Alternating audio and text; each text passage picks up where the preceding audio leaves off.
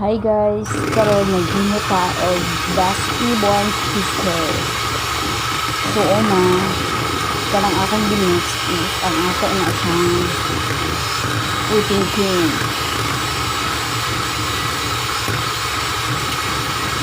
Mix ko lang siya, pero hindi siya masyadong thick. But anyway, since lutuin natin tong cheesecake na to, so okay lang yun. Then now, i-ready natin ang ating cream cheese. For this recipe, we're using 500 grams of cream cheese.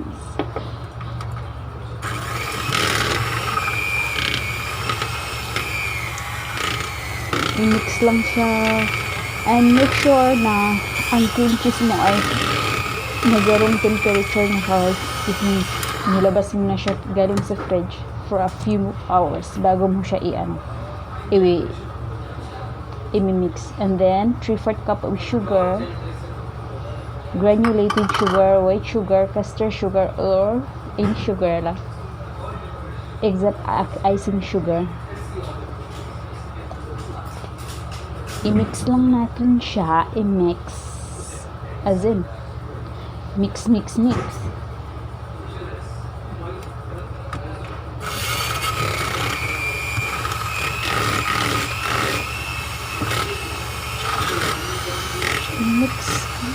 Charot. Mix lang siya ng mix. Charot.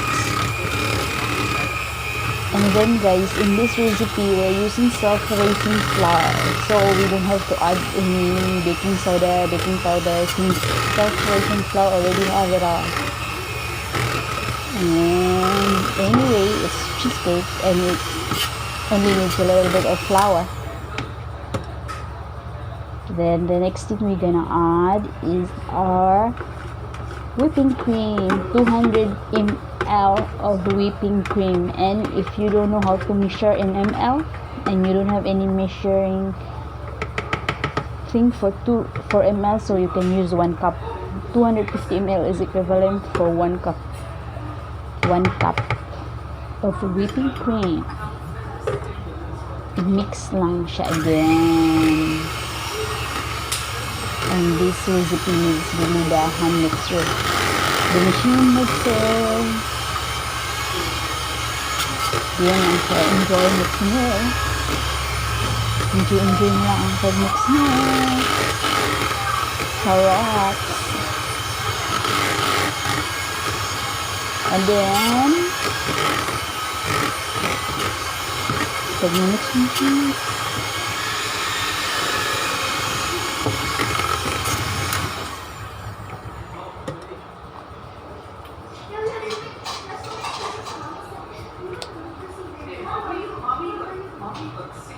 One tablespoon of vanilla extract.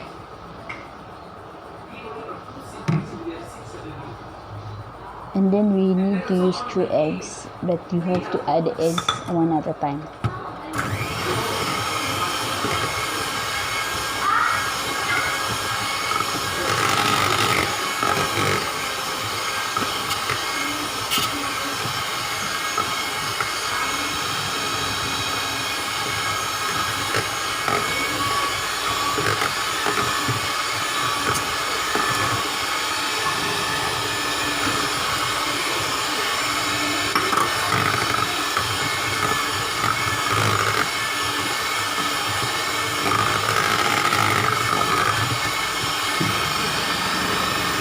So 2 tablespoons of self-raising flour.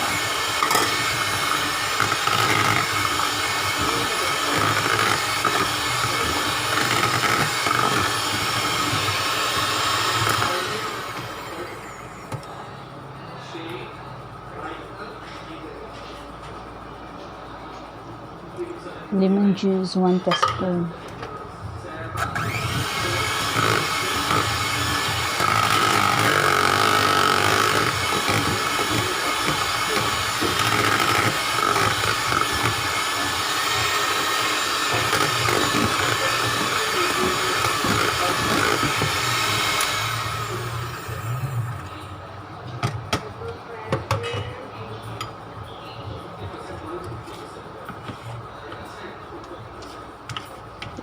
okay na siya guys. Ganyan lang siya.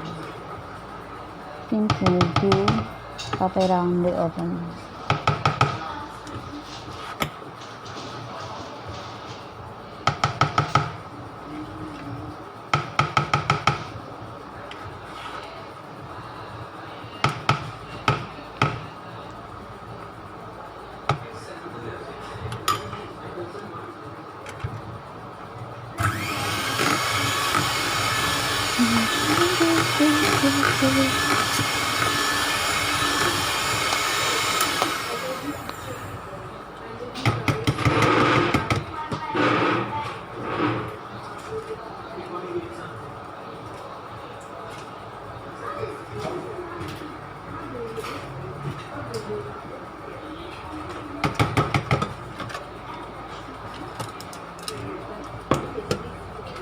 Ayan, ilagay na natin siya sa atin.